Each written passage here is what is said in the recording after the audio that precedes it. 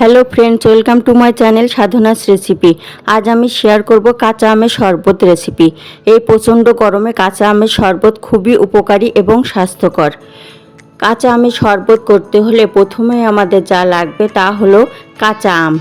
যে কোনো সাইজের বা যে কোনো ধরনের কাঁচা আম নেওয়া যেতে পারে। আমি একটু টক ও টাটকা ধরনের কাঁচা আম নিয়েছি। প্রথমে আমি আমগুলোকে ভালো করে খোসা ছাড়িয়ে টুকরো টুকরো করে কেটে নেব।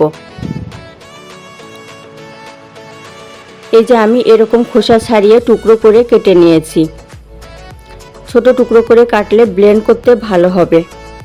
এখানে 1 কাপ পরিমাণ কাঁচা আমের টুকরো আছে। আমি একটি ব্লেন্ডারে কাঁচা আমের টুকরোগুলো দিয়ে দিচ্ছি। 1 কাপ কাঁচা আমের টুকরো দিয়ে 3 গ্লাস পরিমাণ শরবত তৈরি করব। এরপর দিয়ে দিচ্ছি পুদিনা পাতা। পুদিনা পাতা দিলে কাঁচা আমের শরবত অনেক টেস্টি হয়, এর ফ্লেভারও খুব ভালো হয়।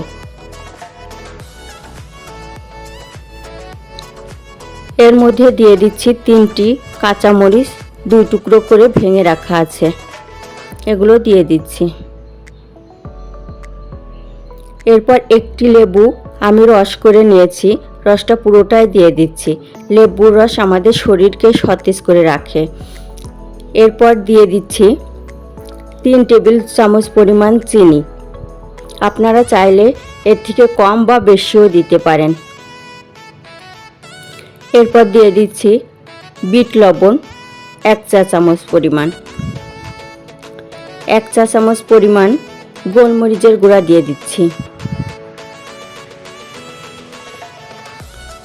এর সাথে দিয়ে দিচ্ছি সাধারণ লবণ আধা চা চামচ পরিমাণ এবং ভাজা জিরার গুঁড়া দিয়ে দিচ্ছি 1 চা চামচ পরিমাণ। এর মধ্যে আধা গ্লাস পরিমাণ ঠান্ডা জল দিয়ে দিচ্ছি। আমি পুরোটা জল একসাথে দিব না, প্রথমে আধা গ্লাস পরিমাণ জল দিয়ে ব্লেন্ড করে নেব এবং পরে বাকি জলটুকু মেশাবো। ব্লেন্ড করা হয়ে গেছে, দেখুন পেস্টের মতো হয়েছে। এর মধ্যে বাকি জলটুকু মেশাবো। আমি ফ্রিজে ঠান্ডা জল ব্যবহার করেছি। এরপর আর একটু ব্লেন্ড করে নেব এবং সব কিছু মিশিয়ে নেব। রেডি আমার কাঁচা আমের শরবত।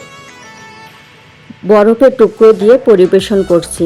ভিডিওটি ভালো লাগলে লাইক করে দিবেন এবং কমেন্টস করবেন, এবং এখনও যারা চ্যানেলটি সাবস্ক্রাইব করেননি প্লিজ সাবস্ক্রাইব করে দিবেন। ধন্যবাদ।